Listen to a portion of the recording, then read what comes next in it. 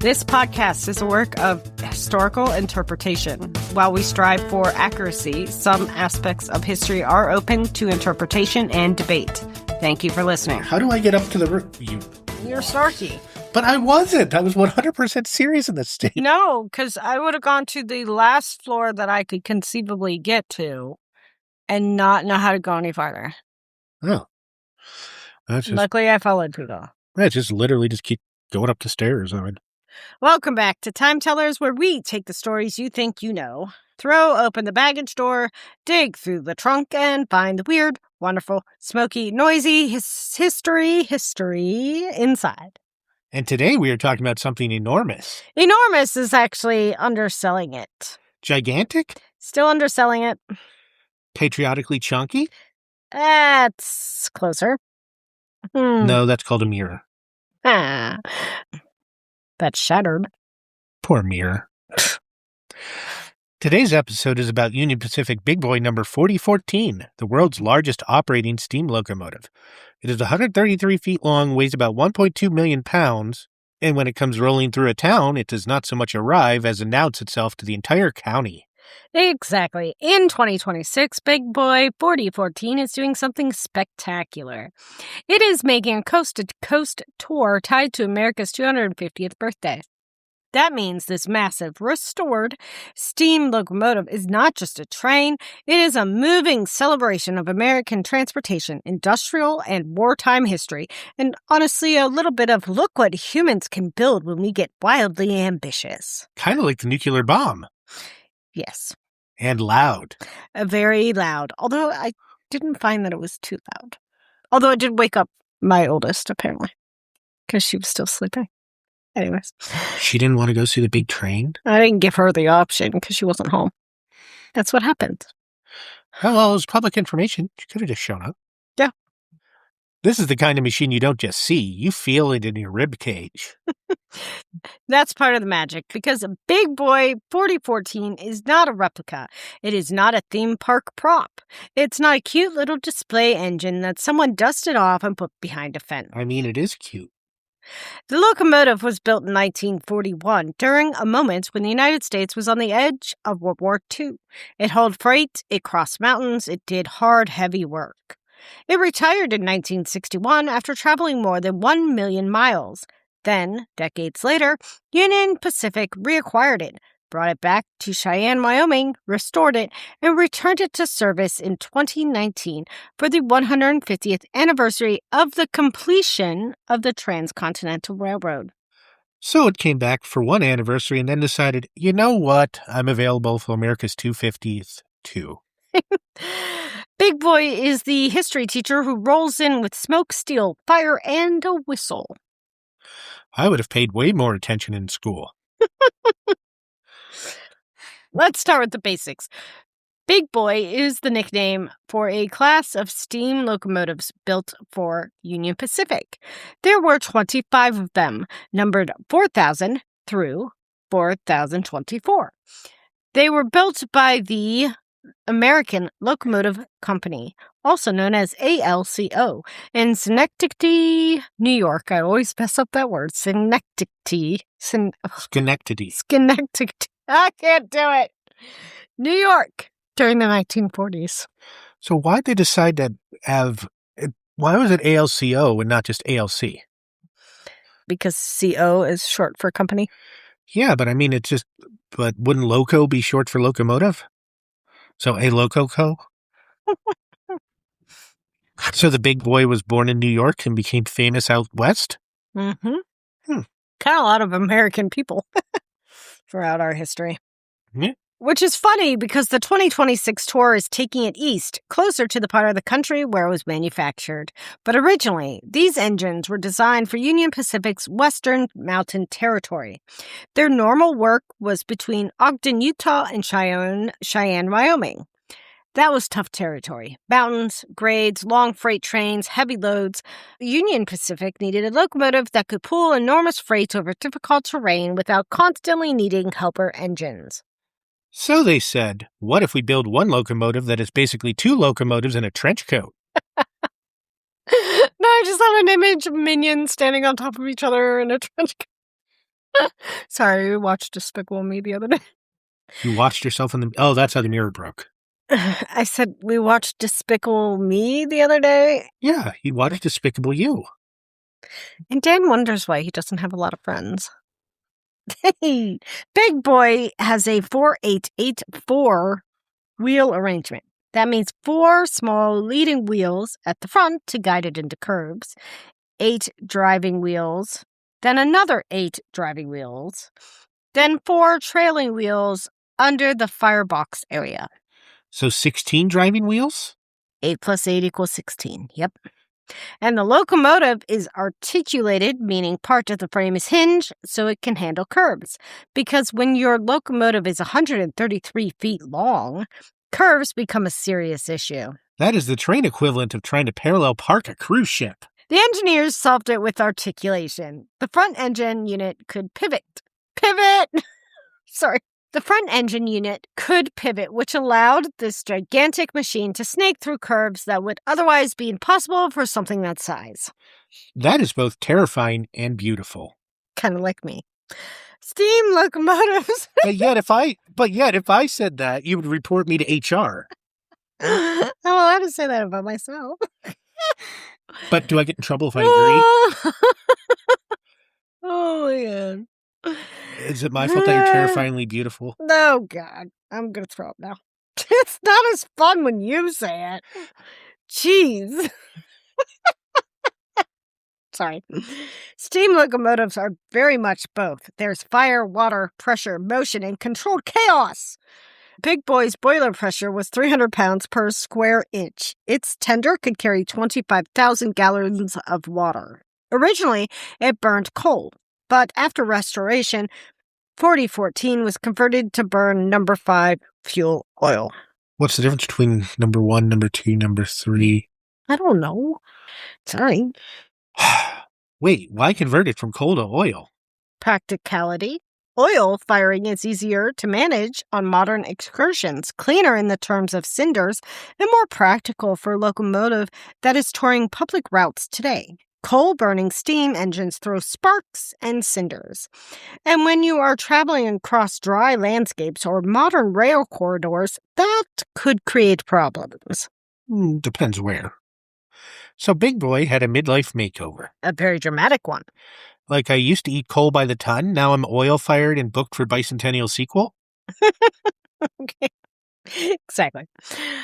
The first Big Boys were delivered in 1941, and we have to pause on that year because this is a history podcast, and 1941 is not just any year in American history. But it was. What happened that year? Stuff. Your line. History. Very important at the end of the year, December 7th, my grandpa's birthday? That's really your grandpa's birthday. Yeah, it was. Nice. Yeah, he was actually, and he was in the Air Force at the time. Maybe not so nice. In other words, you're trying to make me say Pearl Harbor. Oh my God. Finally. The first Big Boys arrived before the United States officially entered World War II, but the war was already reshaping American industry. After December 7th, 1941, the country mobilized at an astonishing speed. Railroads became essential for moving troops, raw materials, machineries, vehicles, weapons, foods, and fuel. Before interstate highways, before giant cargo planes, before Amazon could lose your package in 7 states. Rail was the backbone of American logistics, and the Big Boys were built to haul heavy freight over mountain routes where power mattered. These locomotives were not built to be pretty, although I would argue they are stunning. They were built to work. They pulled long, heavy trains over grades that challenged lesser engines. And this is the part of train history I think most people forget. Trains are romantic now. We see them as nostalgic, but for most of American history, railroads were infrastructure.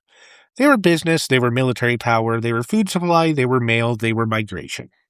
Yes, and they were also complicated. Railroads connected communities, created towns, fed industries, and made cross-country travel possible. But they also drove land speculation, labor exploitation, environmental change, and displacement of native nations. So Big Boy is a celebration. But it is also a doorway into a bigger story, and also was the basis for Dr. Evil's headquarters. If you say, oh, good Lord. What? Nothing. This locomotive is thrilling. It is a mechanical masterpiece, but the track it runs on belongs to a long, layered American story. And that story starts before Big Boy. It starts with the dream of a transcontinental railroad. Gauge War. Yes! That's from our first season. Are we done with our second season yet? No, it's not July yet. Okay, in 1862, in the middle of the Civil War, President Abraham Lincoln signed the Pacific Railway Act. That law authorized the Union Pacific and Central Pacific Railroads to build a rail line across the continent. In the middle of the Civil War? That feels like a very we are planning the future while the house is actively on fire move. Yes, it was. But that was part of the point. The United States was fractured. The question of whether the country would survive was still open. And yet, the government backed a project that imagined the country connected coast to coast. That is kind of breathtaking. The Union Pacific built westward. The Central Pacific built eastward from Sacramento. The work was grueling and dangerous. Union Pacific crews included many Irish immigrants and Civil War veterans. Central Pacific relied heavily on Chinese workers, especially through the Sierra Nevada. And on May 10th, 1869, the two lines met at Promontory Summit, Utah. The ceremonial final spike, the famous Golden Spike, marked the completion of the first transcontinental railroad. And that is one of those moments where the symbolism is almost too obvious. Two rail lines meeting, a nation trying to stitch itself together after the Civil War, telegraph wires sending the news. The message that went out was famously brief. All it said was, done. What's done? Exactly. They probably needed a little context. Oh, I thought you did something. Sorry. That is the 19th century version of a mic drop. Done. One word, but enormous meaning. The railroad drastically shortened cross-country travel. A journey that could take months by wagon or ship could be reduced to about a week by rail. And that transformation changed everything. Settlement, commerce, communication, tourism, mail, military movement, food distribution, and even how Americans understood distance. The country got smaller. In a way, yes. The land did not shrink, but time did.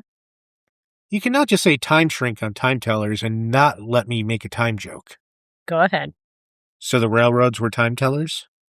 Ba-dum-bum. They kind of were. Before standardized time zones, towns often kept local time based on the sun. That was manageable when most people traveled slowly, but trains created a scheduling nightmare. If every town had its own time, how do you publish a timetable? How do you prevent collisions? How do passengers know when the train leaves? So the 310 to Yuma leaves at 3:10 unless you are standing slightly west, in which case it left yesterday. Yep. So in 1883, American and Canadian railroads adopted standardized time zones. The change was driven by railroad scheduling, but it eventually shaped everyday life. So every time we complain about daylight savings time, somewhere there's a ghost conductor saying, "You're welcome and also sorry." Railroads did not just move people through space. They reorganized time. Like a time teller? Yes. Now, jump forward to the 1940s. The Transcontinental Railroad has been complete for more than 70 years. The United States has become an industrial giant. Railroads are still central to freight, and Union Pacific needs power. The big boys are among the largest steam locomotives ever built. Number 4014 is the largest operating steam locomotive in the world today. It is one of the 8 big boys still in existence, and only one currently operating. Could they make any of the others operate? Possibly, with some work. I mean, with money, anything's possible. Yeah. Where are the others? The surviving big boys are on display in places like St. Louis, Dallas, Omaha, Denver, Scranton, Green Bay, and Cheyenne. And this becomes important for the 2026 tour because Steamtown National Historic Site in Scranton... Okay, that's 7. Where's the 8th one? Literally on the sentence. Because Steamtown National Historic Site in Scranton has big boy number 4012. But St. Louis, Dallas, Omaha, Denver, Scranton, Green Bay, Cheyenne. That's only 7. And then Scranton. Oh, they already named Scranton. Yeah, and the one 4014 is based in Cheyenne. I think there's 2 in Cheyenne. I'm thinking there's one still in Cheyenne that doesn't run. Because that's where they were built. So like one's still there, just not running. Did we lose a big boy train?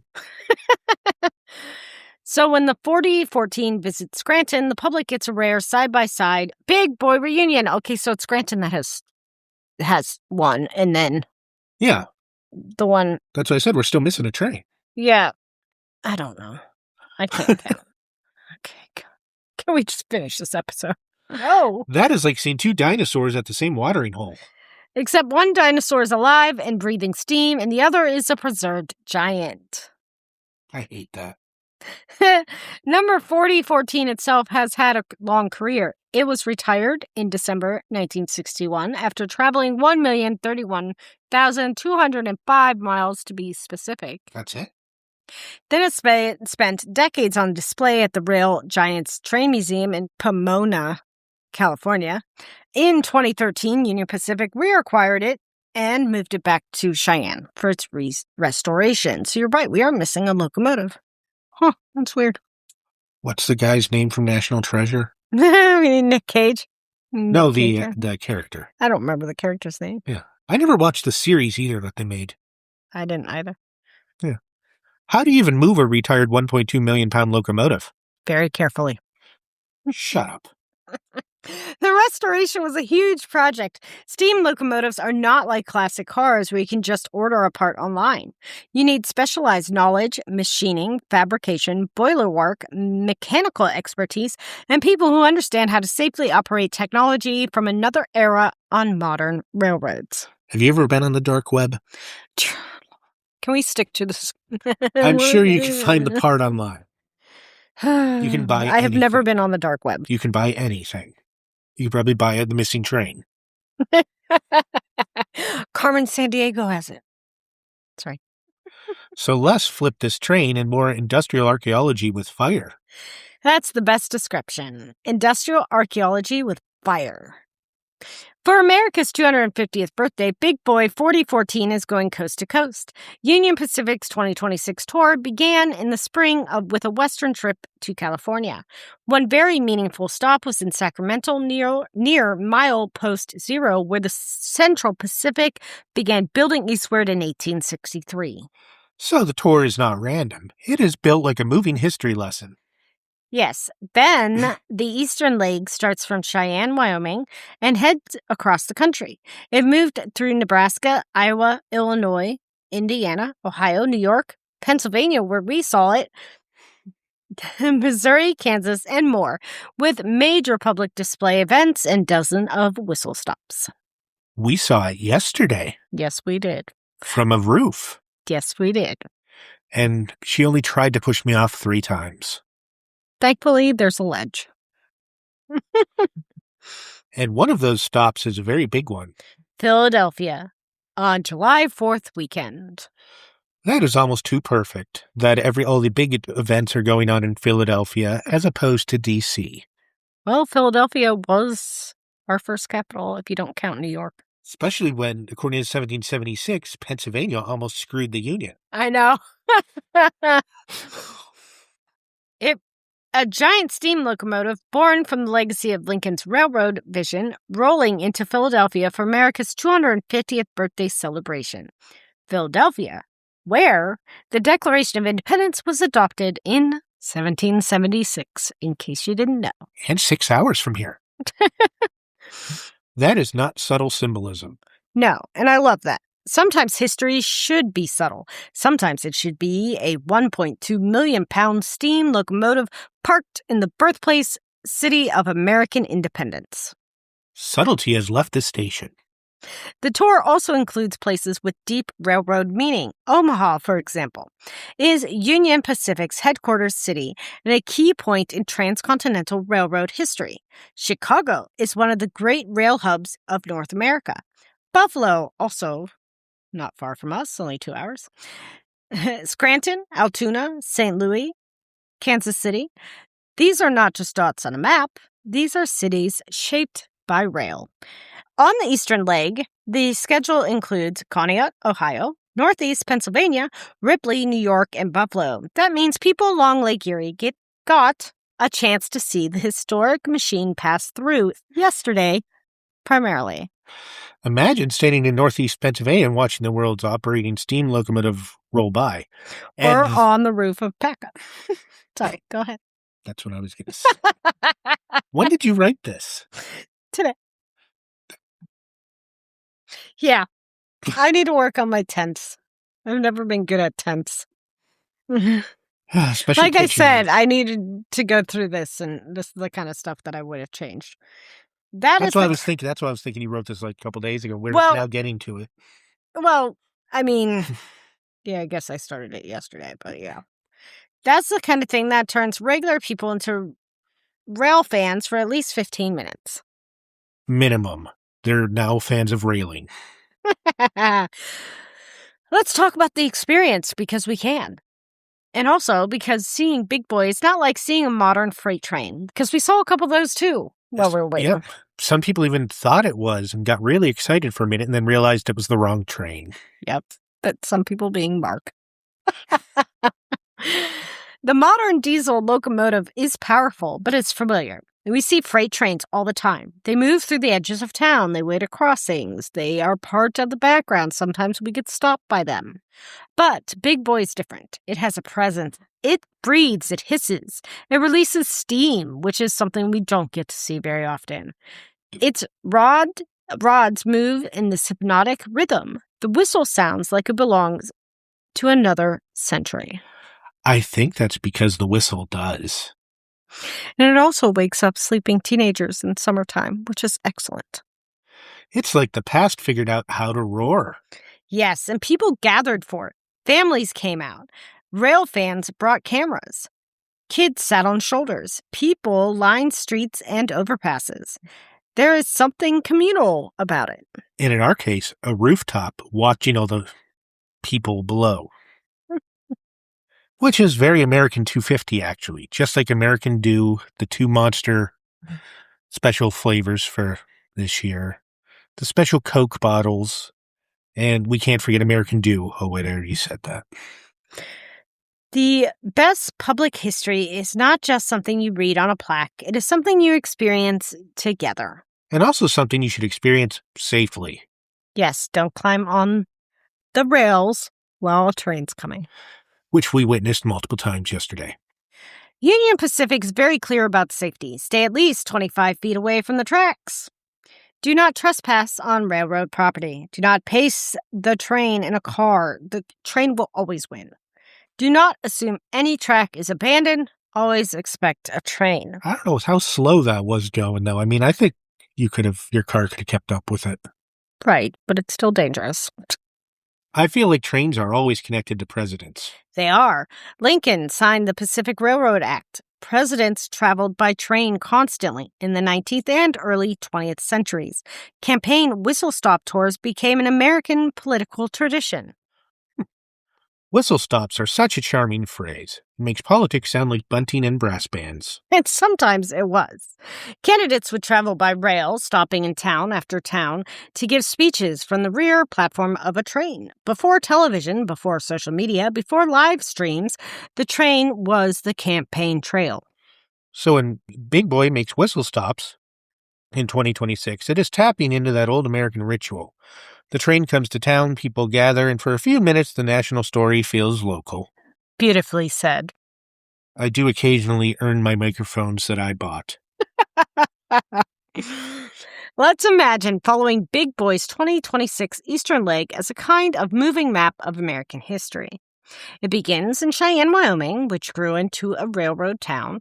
Cheyenne became tied to the Union Pacific expansion in the 19th century and later became home to the Union Pacific steam program. Then the locomotive rolls into Nebraska. Places like North Platte and Omaha matter deeply in railroad history. North Platte is home to Bailey Yard, one of the largest rail yards in the world. Omaha is Union Pacific's home base. So Nebraska is not just drive through it on the way to somewhere else. No, Nebraska is a railroading heavyweight. Then into Iowa and Illinois through communities that grew with agricultural shipping, passenger travel, industrial freight, and the web of Midwestern railroads. Chicago, especially, became one of the most important rail hubs in the country. If American railroads had a beating heart, Chicago would be one of the strongest candidates. And then east into Indiana and Ohio. The 2026 tour is especially notable because it includes first-time big boy stops in Indiana, Ohio, New York, and Pennsylvania. And remember, Union Pacific says this is the first time Big Boy has steamed across the Mississippi River and into the Ohio Valley since it was built and delivered in 1941. Then it heads through New York and back into Pennsylvania.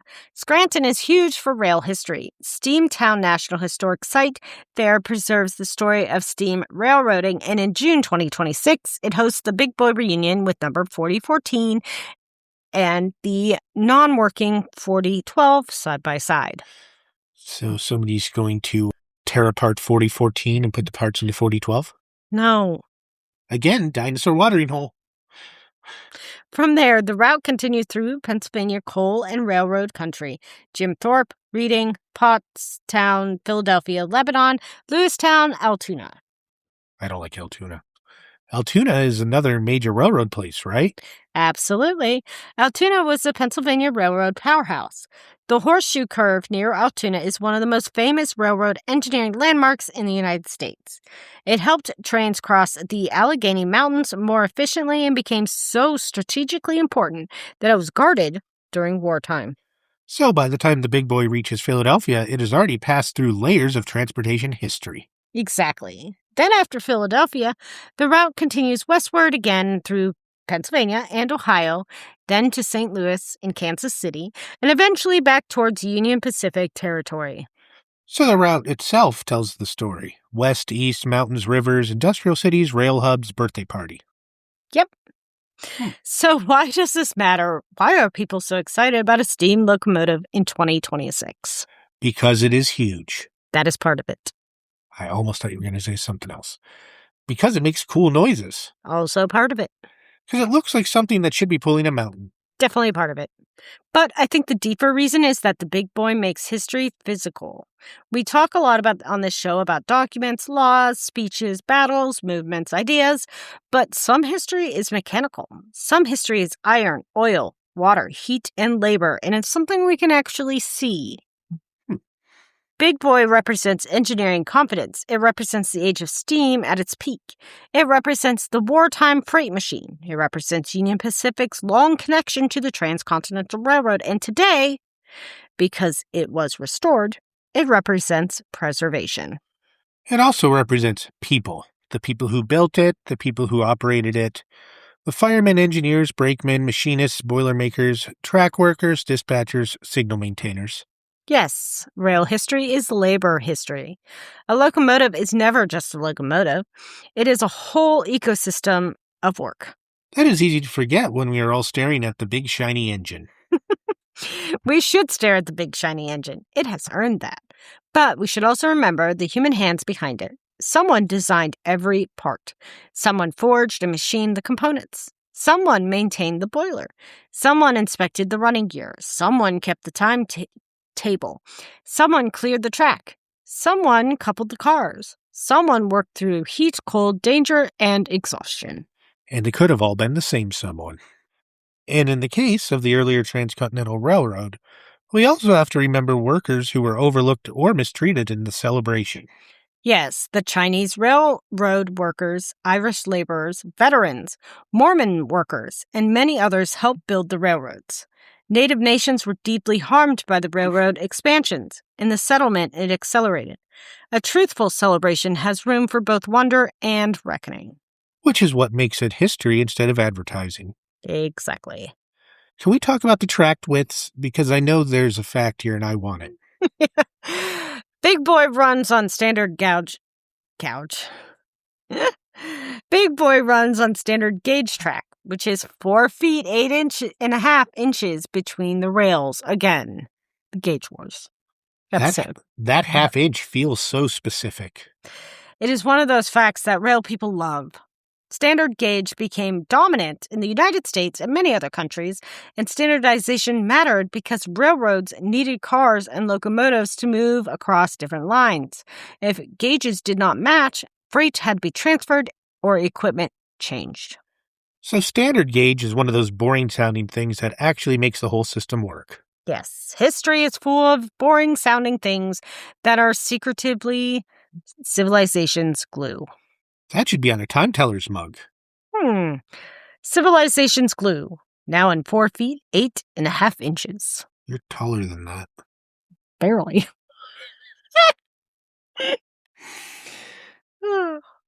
America's 250th birthday is a big moment. And like any big anniversary, it invites the country to ask, what are we celebrating?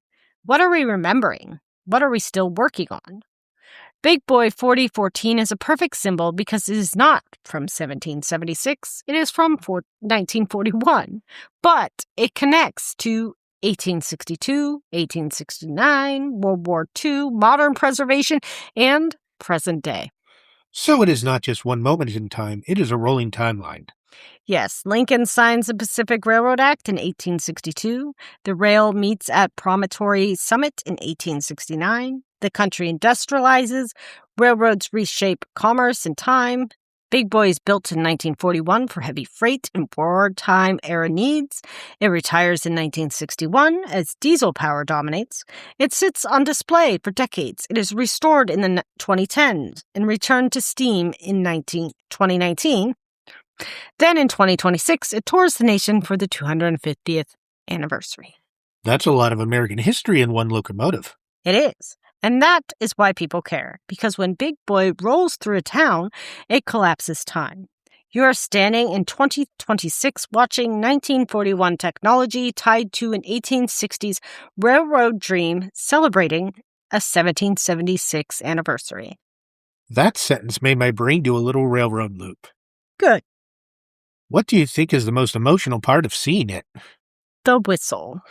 Really? You see the whistle? I know. I was like, that should be the steam. I would have said the steam. Well, but you said the whistle, I said the so whistle, apparently which- you see sound. I see sound. But the whistle is, you don't see the whistle, but you have to see the train to hear the whistle. Or you could be looking completely away and you'd still hear the whistle. Okay. So what do you think is the emotional part of seeing the train come through a station? I say the whistle. Really? The size is impressive. The wheels are mesmerizing. The smoke and steam are dramatic, very dramatic. But the whistle is different. A steam whistle carries. It sounds like distance. It sounds like departures and arrivals.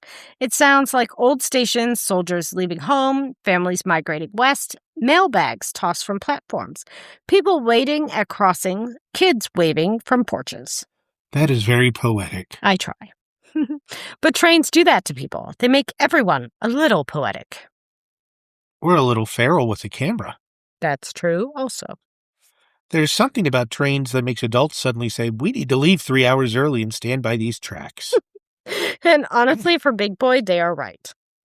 Bring water, bring sunscreen, bring patience, do not trespass, do not stand on tracks, do not stop your car in a dumb place. That is the Practice Time Teller's Safety segment. Big Boy 4014 is not just a machine, it is a survivor.